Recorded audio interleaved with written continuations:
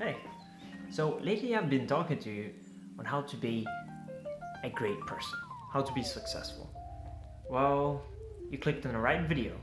So, put on your helmet, boys, because today we'll be looking at 5 powerful habits that will change your life forever.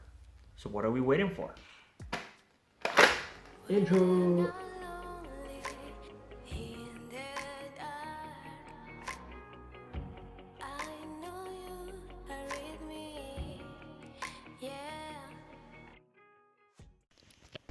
Alright. Honestly, you would achieve everything you want if you follow these 5 steps. So number 1, making sacrifices. Yeah, you heard me right, making sacrifices. What do I mean by this? Well, we all have our timetables that are full of, it could be work, it could be school, it could be friends. It's full. We cannot fit anything inside. Well, theoretically we can, and that's how successful people are so successful. Alright, right before bed, most of us will spend our times looking at social media or at a movie. That time right there, you could sacrifice that time to stick in your dreams. Or for example, all those breaks you take that have nothing to do with productive work.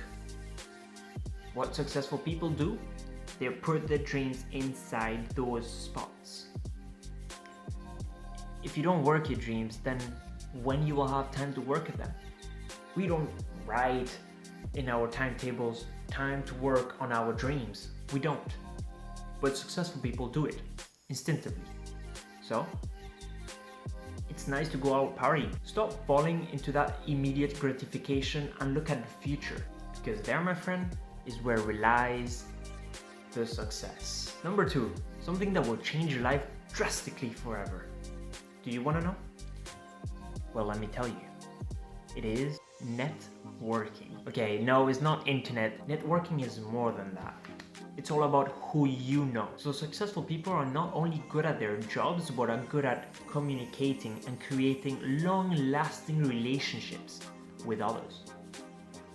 This is humongous. This is so big because creating long-lasting relationship with other people could help you in the long run so much, because they will focus on what is good for them and what is good for you. So they'll be looking in the future. They will be looking for employees, partners, and opportunities. All of this has humongous potential for you. Let me be honest with you. Networking takes time. It's a habit that takes trial and error. Next time that you find someone that is very good at, I don't know, coding for example, give them a hand. Or marketing, or something that will bring value to you. Remember, the most successful people are not the ones that know everything, but are the ones that know how to bring everybody together to make it work.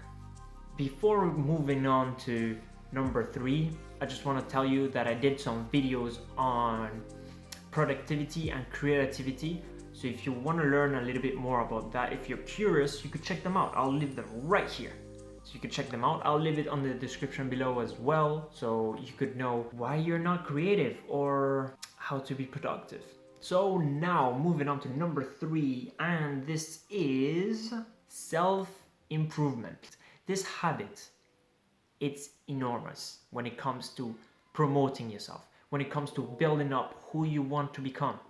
Why? Because you constantly try to find new ways to improve yourself. For instance, I was very bad at math, and I'm still very bad at math. But there was one class that I decided, hey, I really want to do good, so let me study a little bit to see, like, what will happen. So I improved myself in that certain subject, and I got a good grade. That's self-improvement. You put aside things that you would like to do. This goes hand in hand with making sacrifices. Because if you want to improve yourself, you have to make a sacrifice. Remember that successful people, they are not the best all the time. They were at your level. They made the same mistakes as you. But what makes them different is that they learn how to improve themselves. They never stop learning. So I'm currently editing one of my videos and I'm here with my boy Peter Parker. We are here together editing some videos, so yeah, wish us all the best. Huh, Peter? I think he's a little bit hungry. I'm gonna get him something to eat. So yeah. Here we see Peter Parker hunting.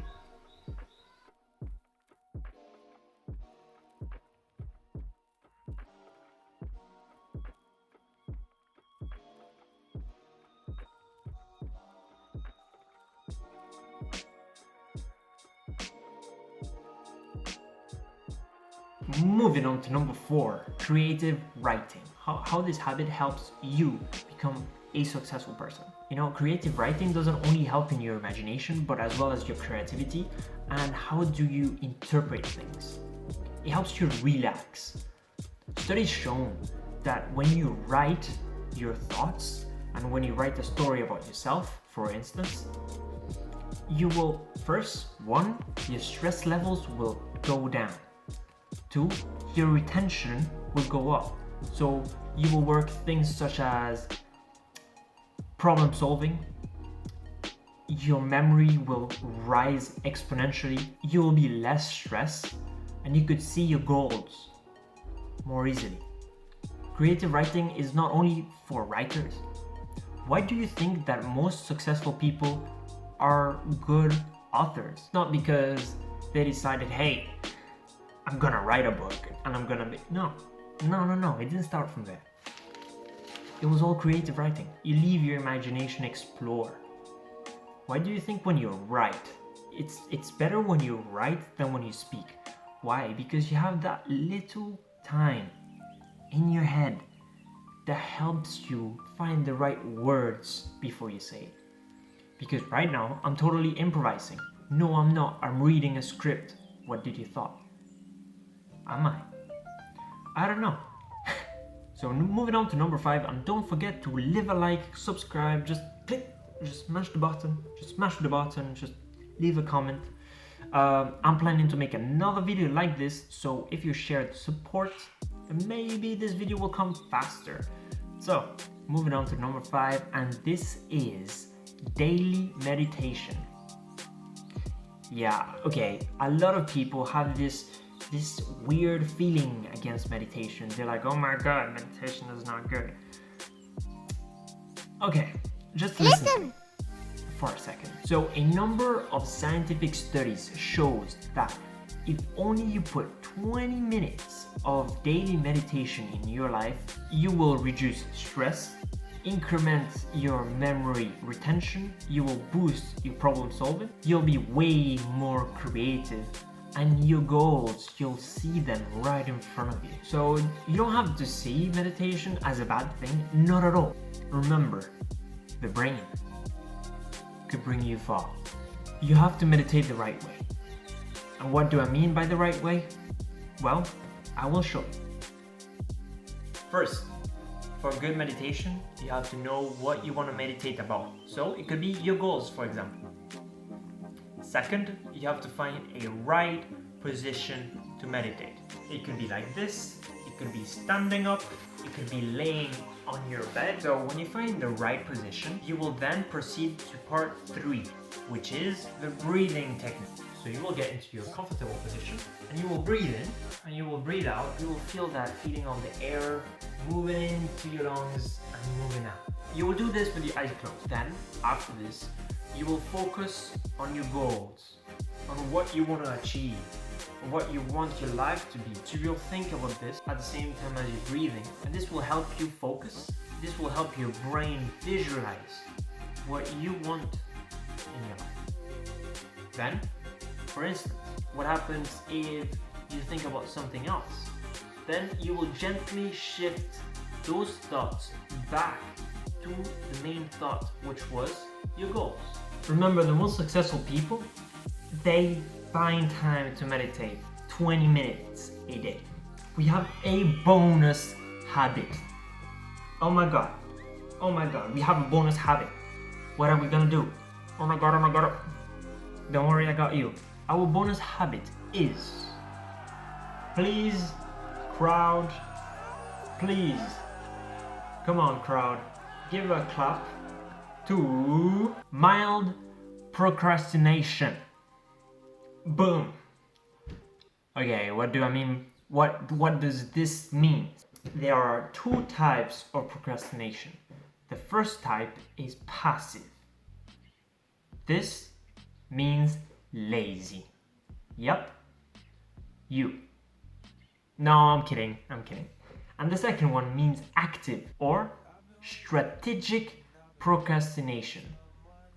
Okay, this sounds all fancy and all, but what does it really mean? Active procrastination increases your performance. What? Yeah. Okay, I don't mean being lazy and not doing anything. Listen, successful people, they will separate their works in two halves. The first half will be the urgent half, the urgent work. They will work out this first. The second half is the important work. So what's the difference between both of them? Okay, to better work yourself around, they will work the urgent part first because they know they are good enough to work the important and they would have enough time to finish it. This is why it's called strategic procrastination, because they know what work to do before next.